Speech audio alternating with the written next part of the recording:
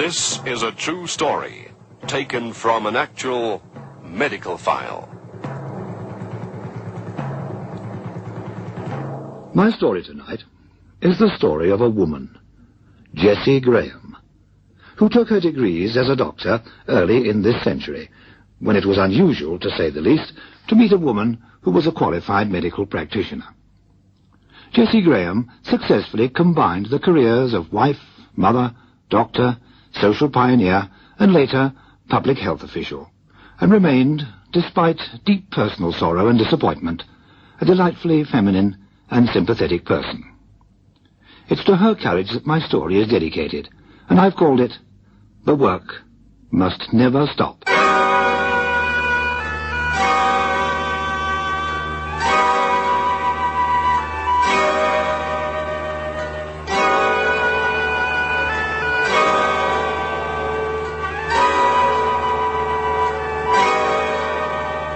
Medical File. Factual stories of the men and women whose vigilance guards our lives. A reconstruction of clinical case histories, step by step with the doctors who were there. Medical File.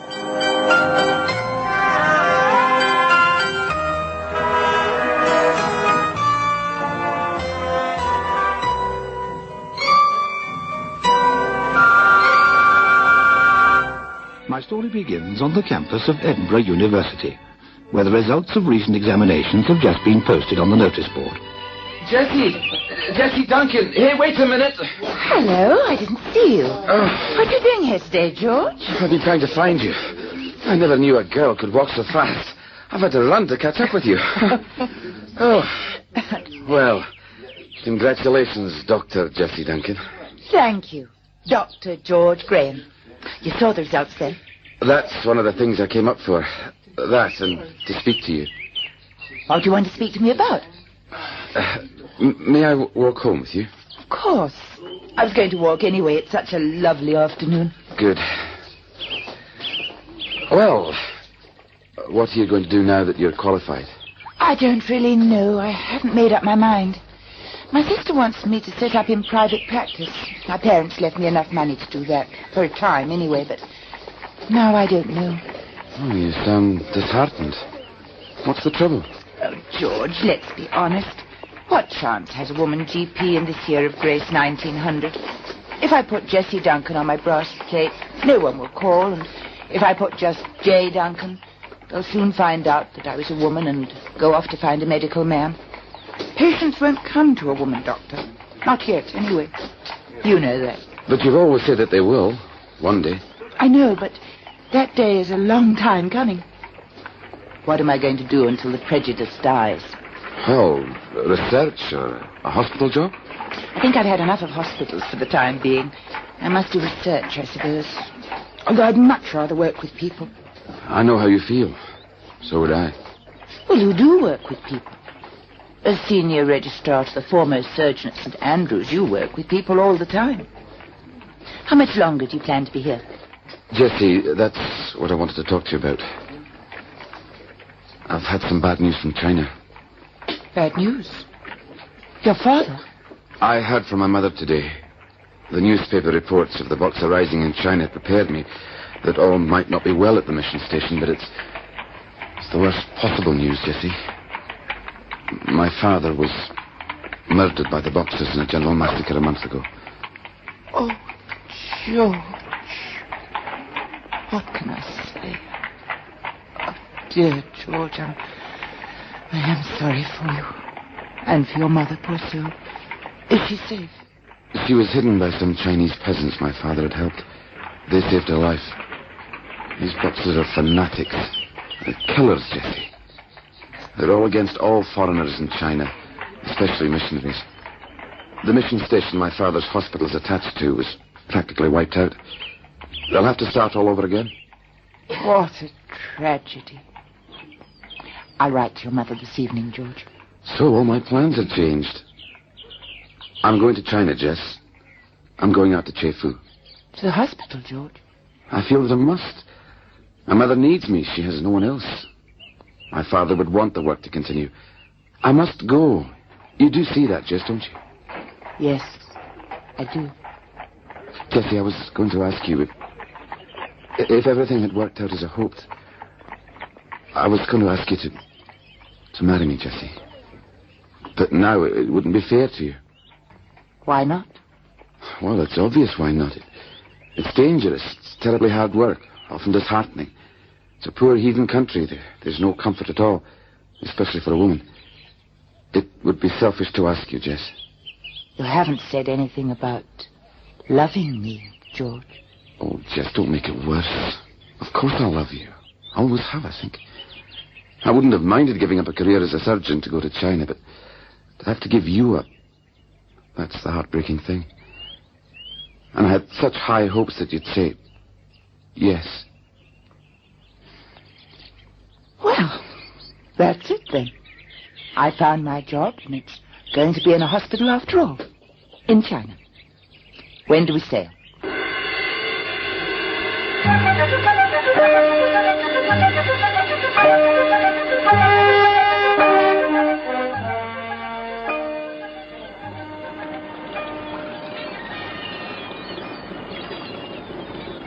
Oh, there you are, George. Stretched out on a deck chair without a care in the world, enjoying the Mediterranean sunshine. Darling, where have you been? I've missed you. I've been in the cabin, packing away our winter clothes and getting out the lighter things we bought for the hot weather. What's the book you're reading? It's my Chinese grammar. It's a very difficult language to learn, Jess. I don't think I'm making much headway. Well, how can you tell? I'm sure you are, really. Well, I tried it out in the cabin steward this morning and didn't seem to get very far. I don't think he even recognized his own language. Well, we've got at least another 3 weeks on the boat, and you can study without any interruptions. I'd like to bet I'm the only man in the world who's tried to learn Chinese on his honeymoon. Look, I've asked the steward to bring us some tea up here on deck. Put your book down for 5 minutes and tell me some more about Jefu. Well, I've told you almost everything I know myself. What else is there that you want to hear? Well, let me see. I know about the hospital, how it's grown from 6 beds to 160. I know it's got a comparatively modern operating theatre staffed by Chinese who were trained by your father. I know from the drugs you ordered in London that we shall have to fight tuberculosis, anemia, typhoid, cholera. I know all these things, but what about the women, George? How do the women live? What about their home life, their children? Do the children go to school? That's one of the things the Inland China Mission has brought to northern China, education. That's the organization that founded our hospital, isn't it? That's right. By all accounts, they've worked very hard to improve the living conditions of the people. Certainly have. They've had such senseless opposition. But I do know that they've managed to introduce ideas of Western medicine to a superstitious heathen people. They've improved methods of agriculture, and they've instituted measures for famine relief. Wasn't all that established before the mission came? No. The Chinese authorities don't care about the country people. The wealthy Chinese are all right. It's the poor people one is concerned about. But possibly the most important thing from our point of view is that the missionaries are working now to establish the medical and nursing professions as a part of Chinese culture. And the schools? Adults as well as children can go to school. It's hard to believe this, but the Bible is the principal textbook. It's been translated into Chinese, and they learn to read from that. Your mother and father have had a great part in all this, George. You must be proud of them. If I do half as much good as my father, I shan't be disappointed. Do you really think you'll be able to settle down to the life out there, Jess? It's going to be very different for you, in every way. I can't wait to get started, darling. It all sounds so worthwhile, and we'll be working together. That's the most important thing.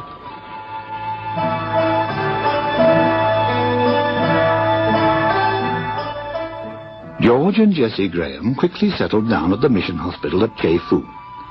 There was so much to be done, so much to learn. Jessie found that the Chinese women soon learned to trust her and flocked to her for attention. And George had his hands full with the administration of the hospital in addition to his medical duties. It was hard, grueling work, but they helped each other, and they had as their principal advisor George's mother, who proved to be a tower of strength to the young wife. She initiated Jessie into the devious ways of the Chinese mothers who brought their children for treatment and saw the young couple firmly established before she left for retirement in England several years later. By this time, Jessie had begun to institute a reform of her own. A one-woman crusade, she called it, against a cruel, superstitious custom. She started her campaign quietly, But the following conversation was the first of many which took place in her surgery. Mrs. Kuang, tell me something. Why do you bind your child's feet up like this? It's painful for the child and cruel. It is thing must do. It's not good for girls to have big feet. Must be bound from baby so not to grow. But she'll never be able to walk properly. Look at me. I can walk or run if I want to. Surely that is good. Honorable Doctor Lady, not Chinese. Honorable Doctor Lady do what she like with own feet. My child have proper Chinese feet. I bind them up. I don't think you should, Mrs. Kuang. China is changing. Soon your little girl will go to school. She'll play games, lead a healthy life. Later, perhaps, she may train to be a nurse or a doctor, like me. She will not do well with deformed feet. Oh, you speak like prophet. Maybe Honorable Doctor Lady say some sense. I will ask Father. I will see.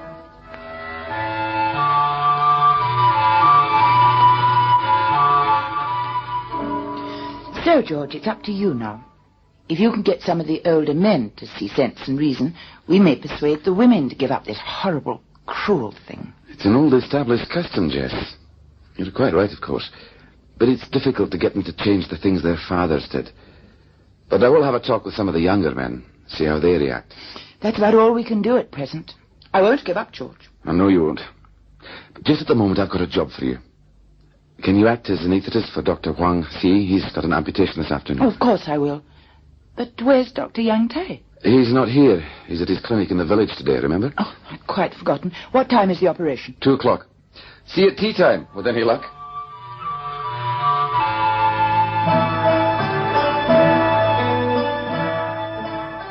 Jess, where are you? I'm here. What's the matter?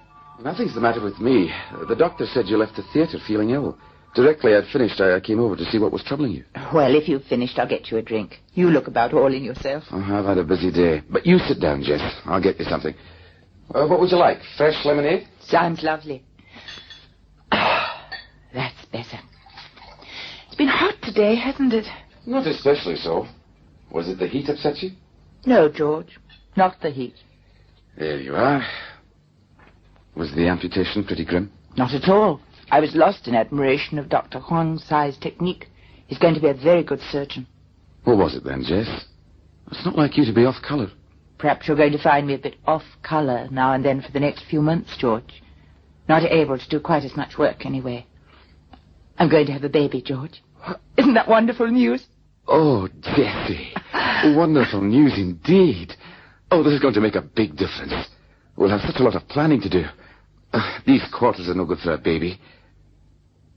Will you want to go home to your sister for the birth? Oh, what a fuss. Of course not. I'm staying right here. Excuse me, please. Very sorry to interrupt Honorable Doctor's talk. Oh, come in, Yang Tai. Anything wrong? I'm afraid something very wrong, Dr. George. May I talk now, please? Of course. What is it? At my clinic this afternoon in the village, they bring me a man dying. I attend to him, then he died. If they bring them to us too late, we can't blame ourselves, Yang Tai. Don't worry about it. But there is something else. I examined man, I think. I almost sure he'd die of cholera. I see. If you're right, we must close the village, stop anyone coming in or out, test all the water, the wells, the river. Come with me, Yang Tai. We'll get started. You'll be all right, darling? I'll be all right, but isn't there anything I can do? If this thing turns out to be cholera, you're going to have plenty to do, Jess. Come, Yang Tai. Let's get to work. Before many days had passed, their worst fears were realized. They had to face a cholera epidemic, a terrifying experience. One of the first to die was Dr. Yang Tai, and every day brought its agonizing toll. George and Jessie worked unceasingly, almost without rest, amongst the ill and dying. Then, when the epidemic was almost conquered, George fell a victim. He was ill for only a few hours, and in spite of all that Jessie could do, he died. Left quite alone, with no other white woman near her, with only a handful of desperately tired helpers to aid her, she carried on until all danger of the epidemic spreading was past. Then she yielded to pressure and agreed to go home. Dr. Huang Si escorted her onto the boat for England and said goodbye on behalf of them all.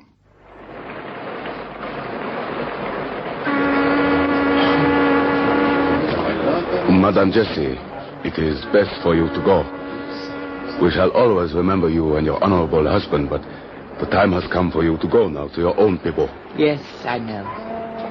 I have many happy memories of Che Fu, although sorrow too. I shall always remember my good friends here. God bless you all. Before you go, here is something I want to give you for your son when he grows up and qualifies. Oh, I didn't think any of you knew about the baby. Oh, you, please, forgive me, but I am a doctor too. I know. I wish for you and your son much happiness in the future. This parcel, it is your husband's surgical instrument, the ones he used all the time. I think his son liked to have them one day when he is doctor too. That's very kind of you, Dr. Tsai. I'll take care of them for him, and I'll write and tell you when he is born. You will please do that, and now, Godspeed.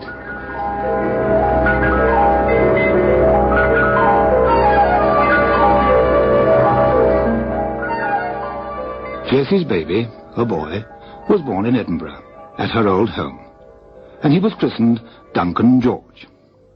Jessie's sister, Elspeth, looked after the baby and his mother with loving care.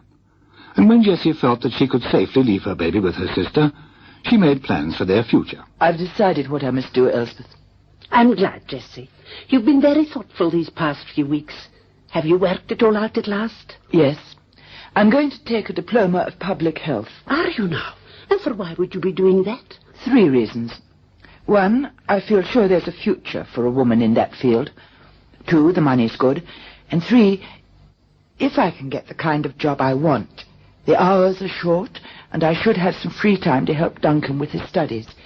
With his Latin, anyway. Listen to the lass, always running ahead of herself. He's only a bairn yet, and she's got him learning Latin already. Seriously, Elspeth, have you looked at his hands? Strong, broad. He may be only a bairn, but if ever I saw hands designed for a surgeon, he's got them. The work must never stop, Elspeth. Remember that.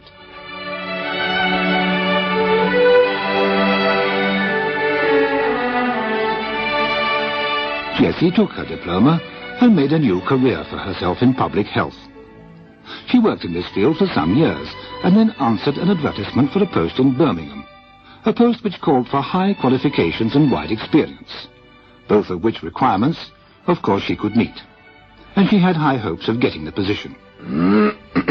Well, gentlemen, as you know, our advertisement is to fill the position vacant on the medical officer staff to an unusually large number of replies. We've shortlisted the applications to 4. You'll find all the relevant details on your agendas. You'll see from the medical officer's annotations that he considers Dr.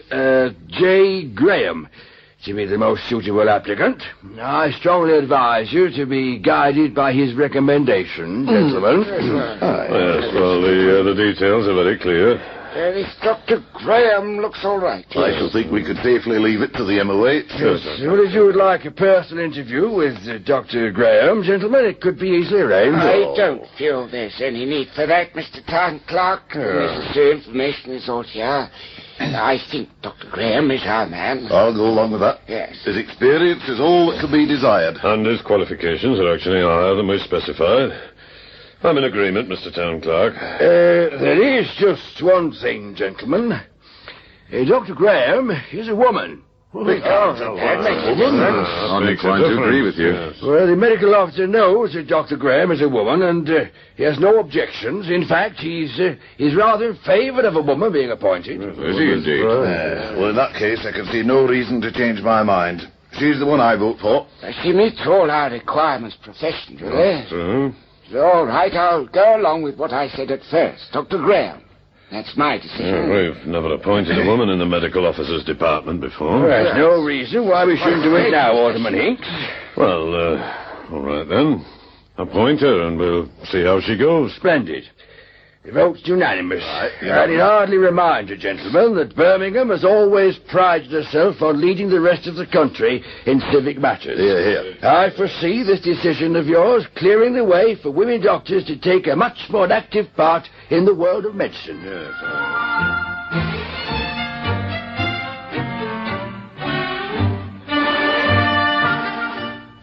Jessie, her sister, and Duncan, now a fine boy, doing very well at school and growing fast, made a new home for themselves in Birmingham.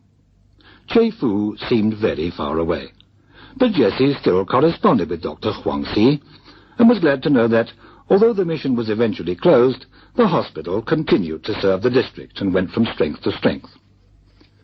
When they'd been in Birmingham several years, the medical officer of health sent for Jessie, and what he had to say was something of surprise to her. Dr. Graham, we've asked you to come here this afternoon because we have an important matter to discuss with you.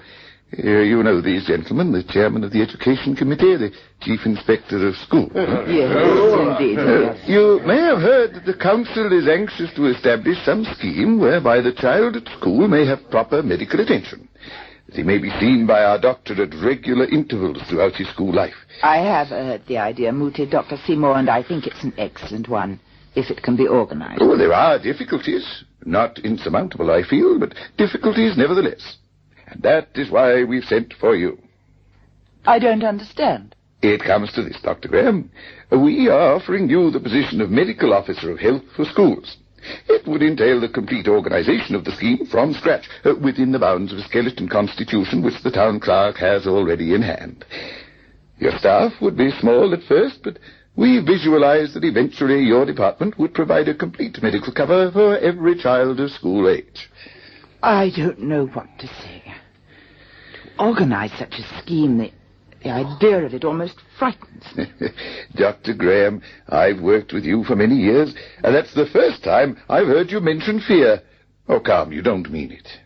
Perhaps not, but may I think this over for a day or so? Please. Well, certainly you may. But I won't take no for an answer.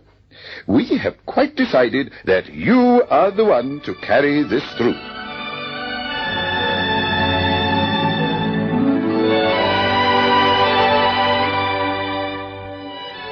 Jessie took the position offered, and in doing so made history.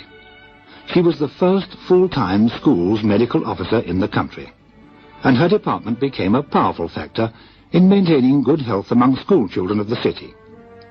Today, of course, we take our school's medical services for granted, and few people will ever remember the pioneers in the English city of Birmingham.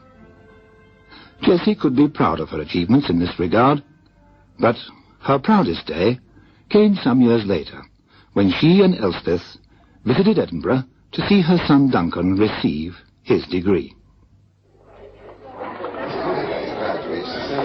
The great hall looks just as it did in my day, Elspeth. Same eager young faces, same staid professors, same anxious parents. I wasn't anxious for you that day all those years ago. I was so proud of my sister. And today I'm proud of you both. Can you see Duncan? Yes, I can. Oh, he looks so like George. How blessed I am to have him. What did he say when you gave him George's surgical instruments this morning? He said, just as I've heard his father say so many times, he said, the work must never stop.